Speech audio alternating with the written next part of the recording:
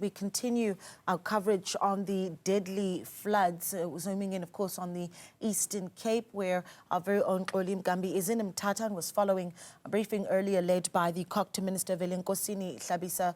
Xoli, good afternoon to you once again. I think one of the big takeouts certainly coming out of that briefing is of all provinces, KwaZulu-Natal, Eastern Cape, the Free State, as well as the Western Cape, that classification of a state of disaster versus a declaration. Assist us with what the difference really is as we look at other highlights coming out of that briefing. Well, Naledi, the classification versus a declaration is, in a quick way or in a simpler way, to explain it to you as the minister did. In fact, it was my question to him. It is that a classification allows for a quick response, whereas a declaration requires that the minister gathers more information, and therefore that information must be distilled first before he can then move to the next stage of declaration. And so that really is the only difference that I seemed to pick up, because it was exactly my clarity-seeking question to the minister. Naledi, allow me, though, to bring into the conversation Reverend Surgeon Boko. He is from the South African Council of Churches. He is the chairperson in the region of the Eastern Cape. And the reason I'm bringing him into the conversation is that he has been to the morgue. He says he's also been to the areas where the affected people are housed, and it is such a terrible picture that he painted to me earlier, just before the conversation started, or before the media briefing started. Let me bring him into the conversation now. Reverend, good evening to you, and thank you for your time. Just explain to us what you saw at the mortuary when you went there today. How are families feeling? What did you observe? Something amazing and shocking really took place in the mortuary, especially in the forensic department, where you find that people were packed like green grass. I don't know what to say, but it's something that was amazing. And from there, we also went to we've also seen the families that were coming to the forensic department, different families. And what we have seen there is that some of them were not attended to. Were not attended to, especially by the organizations that we're supposed to do that. For instance, some of them were coming in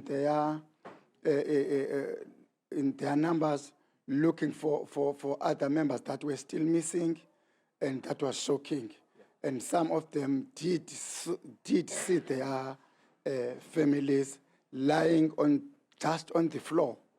This is now uthetha ngemochwari. Yes. Babegiwe nje. Yes, they were just there in the mortuary, lying there.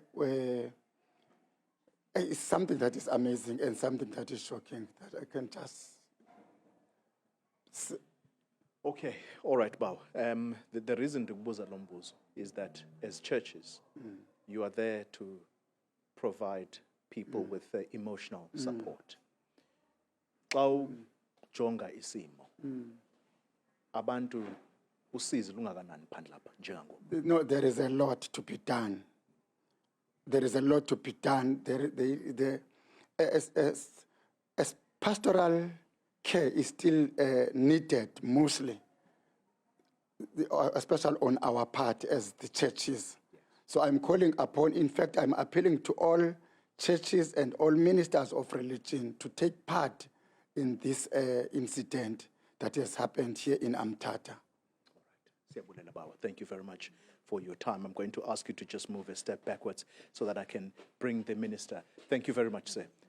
I'm happy for you to move along. All right. The Minister of Basic Education, standing in front of me right now. Minister, thank you for your time.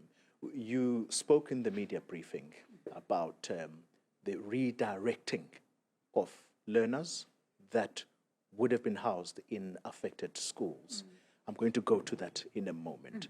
When you listen to the Reverend talking about the state of the deceased and how they're being kept, we're not going to really raise alarm, but I think what he was trying to describe is just the state of shock, how quickly this has happened, and I guess people now need to be moved to the mortuary.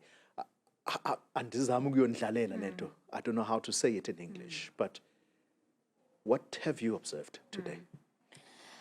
Yeah, Ole, I mean, this community is reeling from this disaster. I've spent I arrived here last night and I spent the whole day. I visited the families of the learners who have died and some of whom who are missing. And what Ubaba is describing is, you know, I mean, he's describing one aspect of the disaster where loved ones were identifying, you know, people in a mortuary. And I mean, here we were sitting with parents who are completely broken from losing their children. Some are still sitting there wondering if their children are alive and when will they be found. So this is a tremendous loss to this community. 67 people in one area of the Eastern Cape is not a small number. And considering that 9 of those, at least that we know of, are children, the scale of the destruction here is intense. And so what Ubaba is describing is quite right. I mean, that's what I've observed when I met with the teachers. That's what I observed when I met with the learners of Jumba Senior Secondary School, with the parents. So this is really on just an emotional scale. I personally have yet to see this kind of devastation in a long time. You mentioned during your bit in the press conference that there were 2 more learners who were not part of the school bus accident. Where were those learners coming from, and what happened to them? Was it part and parcel of this weather story? It was indeed. These happened in 2 separate towns within this same district. And these were 2 separate incidents. Also, a child who was walking to school, and they must have been crossing a river, and they were swept away. And a similar incident happened to another child. So we're still getting the details so that we can again reach out to those schools and also reach out to that family. But as I say, you know, we're now sitting with 6 confirmed deceased, and with 2 more, that's 8, and we're still looking, and it's after 48 hours, we're still looking for 4 more learners. And you can tell that the families and the communities are almost looking for closure at this point. And it's really devastating. So we are here. I think one of the things that I indicated to the parents that we will not stop looking for their loved ones. And I'm glad that there's been this classification, because what it will do then, it will allow, for instance, a province like this one that's already under great financial distress, at least from an education point of view, to be able to access some funding, to be able to go and repair infrastructure in schools. Because I'm also concerned about children falling behind with the exam schedule, because particularly with matrics, they've got to write these June exams because prelims are next, and then of course the final exams.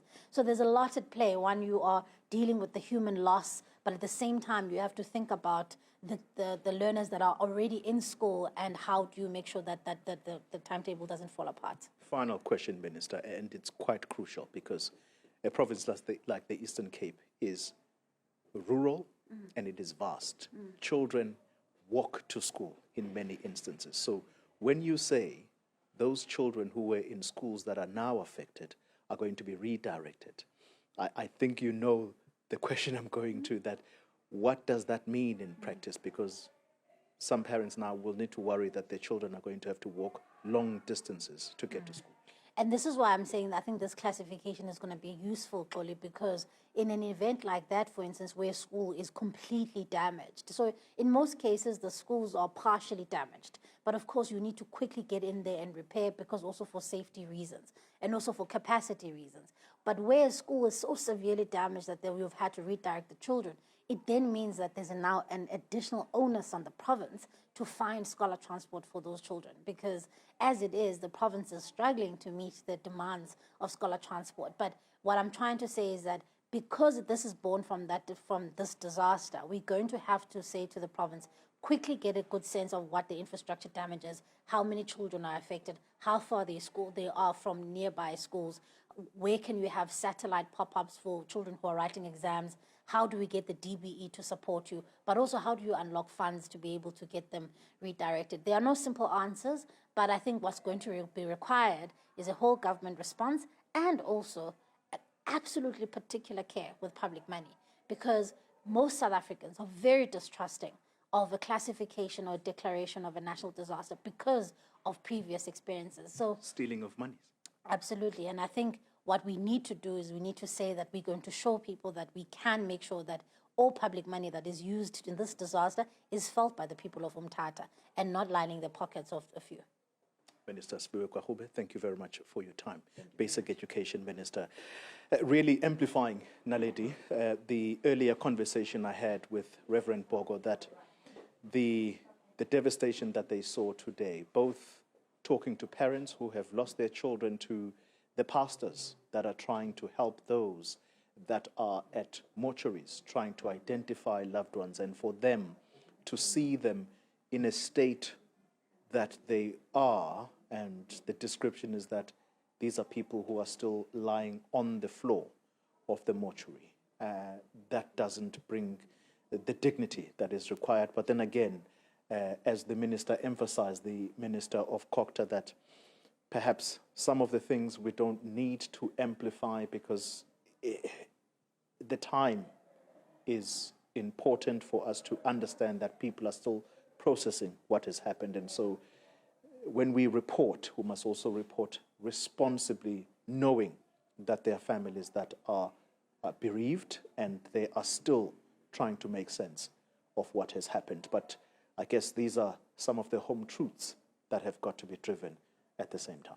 Well, before I let you go, I mean, one of the calls that was made in that briefing was for really all hands to be on deck, and perhaps to reiterate some of those points that were made around, you know, how in communities, neighbors need to step forward and help the most vulnerable, but also identifying bodies. Also calls made to traditional leaders in the province.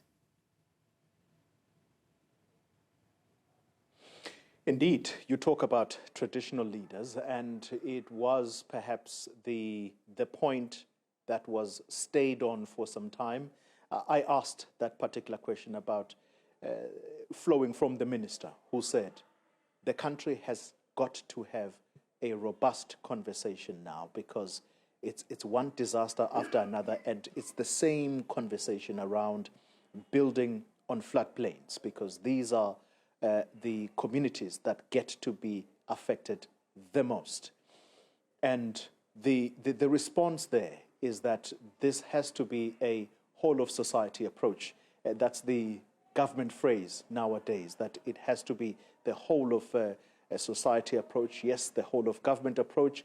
That includes traditional leaders who have to be on board when allocating land to people. But the reality, Naledi, is that people don't wait to be allocated land because they know government processes are slow, and so people need to live closer to places of work, and that means if you work in Mthatha, you have to be closer to the city center or the town. Therefore, if you wait for government, you may wait for possibly forever. I know I'm exaggerating, but this is why some people decide that they're simply going to put up structures anywhere they feel. And I take you back to that very community that they spoke about, the MEC saying that's where we met today, at that bridge. And Naledi, he's right, the MEC, Zolile Williams, that some houses you can tell that they are literally just inches away from the river. And you ask yourself, how is it possible that someone may not have thought that this is a disaster waiting to happen? But the blame cannot only go to the communities, because yes, that community, I was told today by a member of the community that they actually protested, and they were protesting saying that they want for services to be given to them on that very piece of land, even though they were not allowed to be there. But eventually, the municipality caved in and they decided that they were going to electrify the area. I can't speak about the other infrastructure that has got to come with it. But the reality is that, Naledi, people don't wait to be settled because of patience, or should we say impatience. Yeah. Interesting. Xolim Gambi there in Mthatha, and of course continuing that coverage of responses to the devastation in the Eastern Cape after the weather that we saw this week. Sipha Kema also in conversation with Gift of the Givers, and we'll keep you updated with that. So do stay with us here on News at Prime.